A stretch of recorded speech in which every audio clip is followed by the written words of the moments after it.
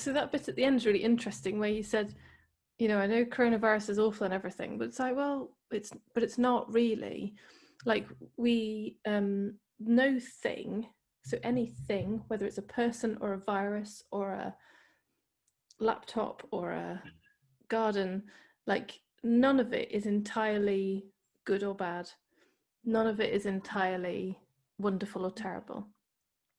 And that's kind of partly where we get confused and where we end up stuck on the sandbank, because I'm just going to turn the light down a bit, actually it's bright in my face, because we hear an idea about, oh yeah, coronavirus is terrible, and then when we have experiences like you're having, where you go, actually it's been brilliant, because look, I can now work from home, I'm not having to commute, I've got all this extra energy, presumably means it's easier to keep exercising as well.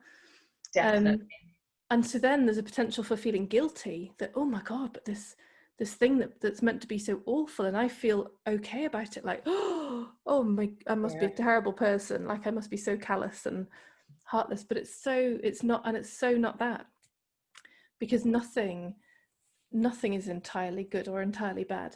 And it's purely like, if you caught it tomorrow, you'd probably, and let's say, touch wood not, but let's say you got really poorly with it, I don't think you'd be going, oh, this is amazing. I think you'd be saying, I'd rather not be in this experience. So then, you know, so there's no truth to any way we look at an object or an experience or a thing, is just how it's looking in that moment. There's no objective reality to any of that. And that's kind of where we just get lost, and we get out of contact with reality, because we're off in the imagination of, oh, I should be feeling bad about this, or I should be feeling good about this, when no, it's just whatever this is right now. So yes, there is that thing about mindfulness, like so I don't practice mindfulness, and I don't necessarily encourage my clients to. If they do, then fine, like not a problem.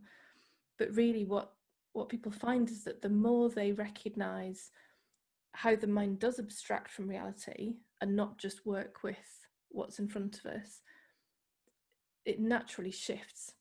Like that awareness that I've talked about, the sort of ground of all experience, it sort of sees, it's the one watching this whole thing playing out. And the more that we point to it and go, well, look, that's where the suffering's coming from, that bit there, where, so let's take that little example of COVID, where you're imagining you should think COVID's terrible and yet you're enjoying it and there's guilt. That guilt is the suffering, only because you're believing a story that says COVID is bad and I should think it's bad.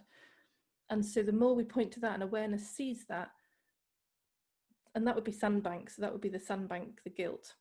So then the awareness sees that and goes, well, that's a bit nuts. Like, why would I feel guilty about that situation when, yeah, my experience of it right now, COVID's fine, actually. Thank you. It's been really useful. And so then we're back in the present moment. Yeah, we're back in the now and working with what's right here, right now.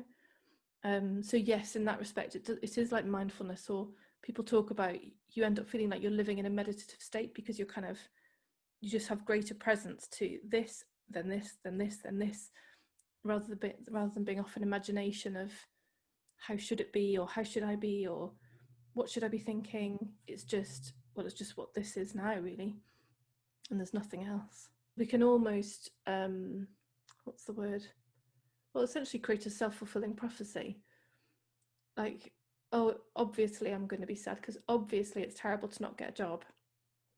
But the same with the coronavirus thing, there's no truth in that, because actually now, like, I don't know about those previous jobs, but it's entirely possible you could be sitting here now going, oh, thank God I didn't get that job because I love this one. And so now not getting that job is a brilliant thing,